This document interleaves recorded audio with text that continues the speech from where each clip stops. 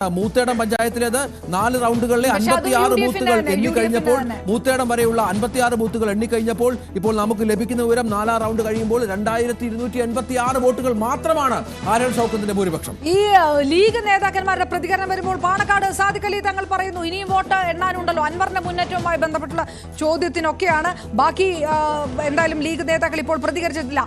2286 3000 വോട്ടെങ്കിലും 4 റൗണ്ടിലെത്തുമ്പോൾ UDF വേണം. വലിയ ടെൻഷനിലാണ് മുന്നോട്ട് പോകാൻ. കാരണം ഇടക്കരയൊക്കെ ഇപ്പോഴും UDF പഴയ ഒരു കണക്കിലാണ് കൂട്ടുന്നത്. അതിൽ വ്യത്യാസം വരാം.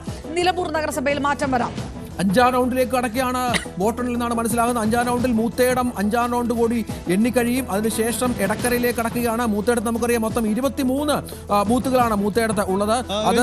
ഒരു അപ്ഡേഷൻ കൂടിയുണ്ട്. ഈ 5ാം റൗണ്ടിന്റെ കൃത്യമായ കണക്ക് വന്നില്ലെങ്കിൽ കൂടിയും 5ാം റൗണ്ട് പൂർണ്ണമായും മൂത്തേടം വാർഡുകളാണ് കൗണ്ട് ചെയ്യുന്നത്.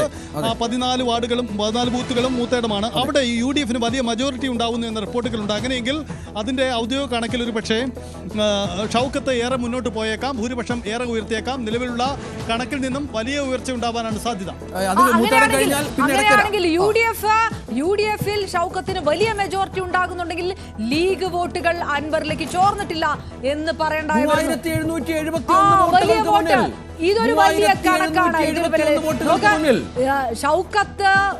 ഷൗക്കത്തിനൊപ്പം നിന്നു ലീഗ് അണികളും.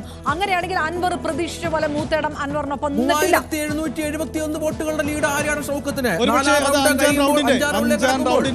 5ാം റൗണ്ടിന്റെ പൂർണ്ണമായ ഒരു ചിത്രമാവാം അത്. 3771 വോട്ടുകൾ എന്നുള്ളത് അത് മികച്ച ഭൂരിപക്ഷമാണ്. പ്രതീക്ഷിത കണക്കിലേക്ക് വന്നോ എന്ന് പരിശോധിക്കണം. എന്തായാലും മൂത്തേടം ഇതോടുകൂടി കഴിയുകയാണ്. ഇനി എടക്കര പഞ്ചായത്തിലേക്കാണ് കൗണ്ടിങ് പോകുന്നത്. 5ാം റൗണ്ട് പൂർത്തിയാവുമ്പോൾ മൂത്തേടം കഴിയുന്നു. എടക്കര പഞ്ചായത്തിലേക്ക് പോകുമ്പോൾ അവിടെ രാഷ്ട്രീയ ചിത്രത്തിൽ ചില മാറ്റങ്ങൾ പ്രതീക്ഷിക്കുന്ന ഇടമാണ്. അതുകൂടി പ്രസക്തമാണ്. എടക്കരയും സ്വാഭാവികമായും UDF മജോറിറ്റി തന്നെ ഉണ്ടായേക്കാം. പക്ഷേ എടക്കരയിൽ ഇടതുമുന്നണിക്കും ചില പ്രതീക്ഷകൾ ഉള്ള ഇടമാണ്. കഴിഞ്ഞ തവണ ഇടതുമുന്നണിക്ക് നേരിയ ലീഡ്, അതായത് അൻവറിന് നേരിയ ലീഡ് കിട്ടിയ ഇടമാണ് 2021. പക്ഷേ ഇത്തവണ അവിടെ UDF തന്നെ ലീഡ് ചെയ്യുമെന്ന് കരുതുന്നു. പക്ഷേ ഈ ലീഡ് നില കുറയ്ക്കാൻ പറ്റുമെന്നാണ്.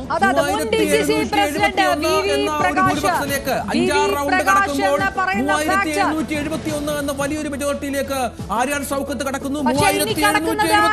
ഇനി കടക്കുന്നത് എടക്കരയിലേക്കാണ്. എടക്കര പഞ്ചായത്തിൽ അത്രയ്ക്ക് വഴിക്കടവിലും മൂത്തേടവും കണ്ടതുപോലുള്ള വലിയൊരു ഗ്രാഫ് ഉണ്ടാക്കാനുള്ള സാധ്യത കുറവ്. LDF ഉറ്റുനോക്കുന്നു. അവിടെ UDF തന്നെയാണ് മുൻതൂക്കമുള്ളത്. UDF 9ഉം LDF 7 സീറ്റുമുള്ള പഞ്ചായത്താണ്. പക്ഷേ VV പ്രകാശിന്റെ വീട് സന്ദർശന വിവാദം ഉറ്റുനോക്കുന്നുണ്ട് LDF. ഇടക്കര തൊട്ട് നിറം മാറി തുടങ്ങുന്നു. 3-3:30 മണി വരെ VV പ്രകാശിന്റെ കുടുംബം വോട്ട് ചെയ്യാൻ എത്തിയിരുന്നില്ല. അവസാന നിമിഷം വോട്ട് ചെയ്യുന്നു. ആ സമയം വരെ വോട്ടർമാരിൽ ഉണ്ടായിരുന്ന ഒരു ആകാംക്ഷ, ഒരു ആശയക്കുഴപ്പമൊക്കെ ഇടക്കരയിൽ എങ്ങനെ പ്രതിഫലിച്ചു? രഞ്ജിത്ത്, ഇപ്പൊ ഈ വലിയ ഈ ഒരു ഗ്രാഫിന് താഴേക്ക് വരികയാണെങ്കിൽ അത് ഇടതുപക്ഷം പ്രതീക്ഷിച്ച ഒരു ട്രെൻഡിലേക്ക് പോകും. ആ ഒരു നെക്ക് ടു നെക്ക് ഫൈറ്റിലേക്ക് സ്വാഭാവികമായിട്ടും. 19,849 വോട്ടുകൾ ഏതാണ്ട് 20,000